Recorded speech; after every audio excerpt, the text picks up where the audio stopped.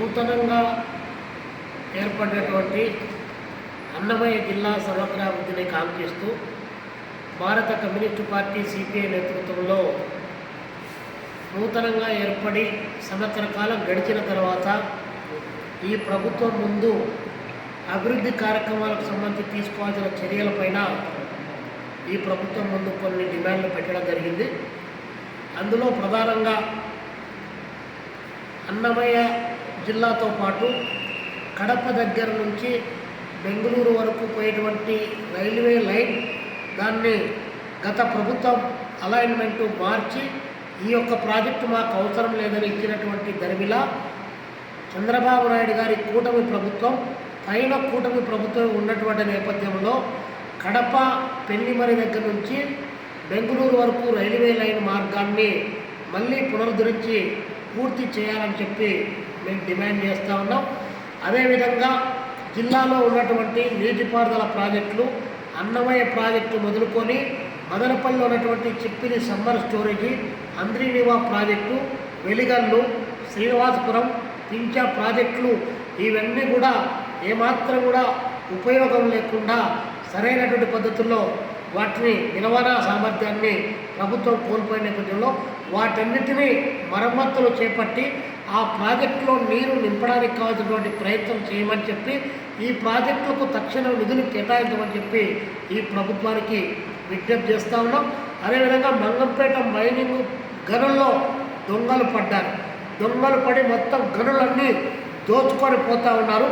Monopoly పేరుతో ఏకఛత్రాధిపత్యంగా ఇతరేతర అయినటువంటి కంపెనీలు కానీ పలవరైజింగ్ మిల్స్ కానీ ఏమాత్రం నడవకుండా దాని కింద పని ఎత్తున్నటువంటి 20,000 మంది కార్మికుల పొట్టను కొట్టే పద్ధతిలో నడుస్తున్న నేపథ్యంలో మంగంపేట మైనింగ్ దానిపైన తక్షణం ఎంక్వైరీ చేయాలని చెప్పేసి మా పార్టీగా మేము డిమాండ్ చేస్తున్నాం.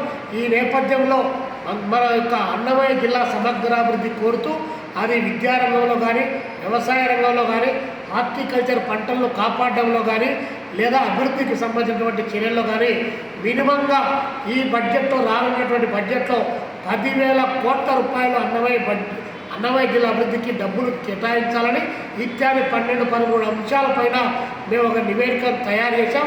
దానిపైన అన్నమయ్య జిల్లాలో ఉన్నటువంటి 6 నియోజకవర్గాల్లో 1,00,000 సంతకాలు విద్యావర్గం దగ్గర నుంచి వ్యాపార వాణిజ్య మేధావులు రాజకీయ పక్షాల నుంచి సంతకాలు సేకరించి ఈ ప్రభుత్వానికి నివేదించడానికి కమ్యూనిస్టు పార్టీగా మేము సిద్ధమయ్యాం. ఆ నేపథ్యంలో జూన్ 16వ తారీఖు జిల్లాలో 6 నియోజకవర్గాల్లో రౌండ్ టేబుల్ సమావేశాలు ఏర్పాటు చేయబోతున్నాం. అదేవిధంగా 20వ తారీఖు నాడు అన్ని ఆర్డీఓ కార్యాలయాలు ఎంఆర్ఓ కార్యాలయాల ముందు సంతకాలు సేకరించడానికి మేము దానికి ఒకటి సంతకాల సేకరణకు ప్రారంభించబోతున్నాం.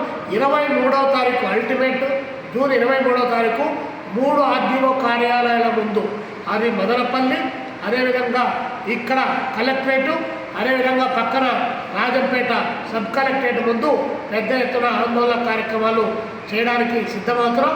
ఇప్పటికైనా చంద్రబాబు నాయుడు గారు ఇచ్చిన హామీలు నెరవేర్చి వెనకబడ్డటువంటి ఈ జిల్లాను అన్ని రకాలుగా అభివృద్ధి చేయడానికి అదేవిధంగా మెడికల్ కాలేజీని ఏర్పాటు చేస్తామని చెప్పేసి నమ్మించి నట్టేట ముంచినటువంటి నేపథ్యంలో ఇత్యాది అంశాలపైన తక్షణం చర్య తీసుకోవాలని చెప్పి సిపిఐగా మేము డిమాండ్ చేస్తూ ఈ ఆందోళన కార్యక్రమాలకు మేము పిలుపునిస్తున్నాం. ప్రజలు ఈ జిల్లా అభివృద్ధి కోరుకునేటువంటి అన్ని వర్గాల వాళ్ళు ఇన్క్లూడింగ్ జర్నలిస్టులతో సహా అందరూ పెద్ద ఎత్తున సహకారం అందించి ఈ ఉద్యమంలో ప్రత్యక్షంగా పరోక్షంగా వారి యొక్క భాగస్వామ్యాన్ని భారత కమ్యూనిస్ట్ పార్టీ సిపిఐగా కోరుతా ఉన్నాం. ఇప్పటికే కరువులో పుట్టి కరువులో పెరిగి కరువులో చస్తూ వలస వెళ్ళిపోతున్నటువంటి అన్నమయ్య జిల్లా ప్రజానికాన్ని కాపాడడానికి రాష్ట్ర ప్రభుత్వం వాగ్దానాలు నాటలు కాకుండా ఆచరణలో 10,000 కోట్ల రూపాయల డబ్బులు ఈ బడ్జెట్లో కేటాయించి అభివృద్ధికి శ్రీకారం ఇస్తామని చెప్పి మేము కోరుతా ఉన్నాం.